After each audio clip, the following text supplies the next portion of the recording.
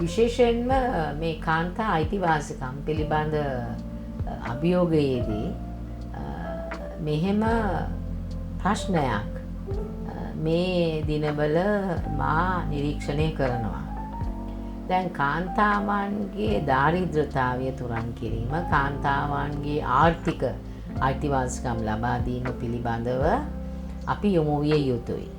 නමුත් බොහෝ අවස්ථාවන් වලදී මේ කාන්තාවන්ගේ අතට මුදල් හදල් ලැබීම හරහා කාන්තා විමුක්තිය අත් නොවන බවත්, කාන්තාවන්ගේ සමානාත්මතාවය ඒ හරහා පමණක්ම ස්ථාපිත කරන්න බැරි බව අපි අත්දැකීම් වලින් දන්නවා.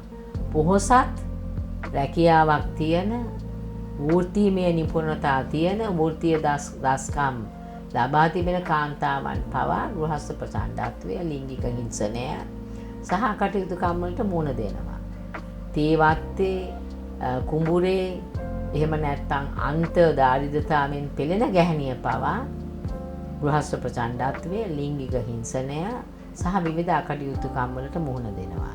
ඔවුන්ගේ අත්දැකීම් වෙනස් යයි අපි කිව්වත්, නෛතික ප්‍රතිපාදන ලබා ගැනීමේදී, ඔවුන් නීති කටයුතු වලට යෑමේදී, පොලිසියට යෑමේදී කාන්තාවන් මුහුණ දෙන්නේ එකම අත්දැකීමකට.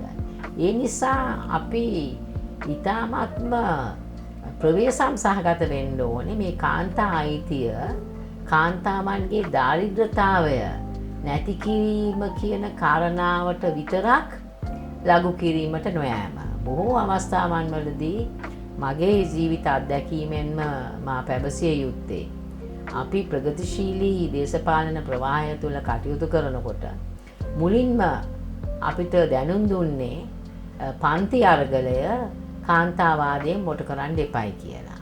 එය එක්තරා ආකාරයකින් ඔය ආර්ථිකය සමග, ප්‍රශ්නය සමග බැඳී යන කාරණාවක්. ඒ නිසා අපේ මේ දේශපාලන නායකත්වයක් අරගෙන කටයුතු කරන කාන්තාවන්, පාර්ලිමේන්තුවේ කාන්තාවන් මැදිහත් වීමේදී අප කාන්තාවන් හැටියට ප්‍රවේශම් විය යුතුයි.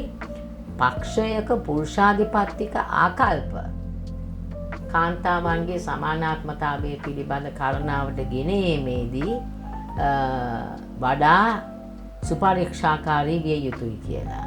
අපි සමානාත්මතාවය ප්‍රවර්ධනය කරන්නේ ජාත්‍යන්තරව ලංකාව පිළිගනු ලැබූ සීඩෝ ප්‍රඥප්තිය සහ බීජිං ප්‍රතිපත්තිය පදනම් කරගෙන.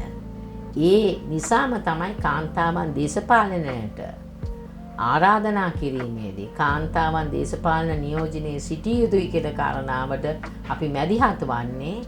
පුරුෂාධිපත්තික දේශපාලන බලරාමුව අභියෝගයට ලක් කරමින් කාන්තාවන්ගේ හඬ ස්වාධීනව අපේ සමාජ, ආර්ථික, දේශපාලන අයිතිවාසිකම් ප්‍රවර්ධනය කිරීම සඳහාත්, ඒවා වඩා තීව්‍රව 52% වන කාන්තාවන්ට ලබා දීම සඳහා වන වැඩසැලසුම් සකස් කිරීම වෙනුවෙන්.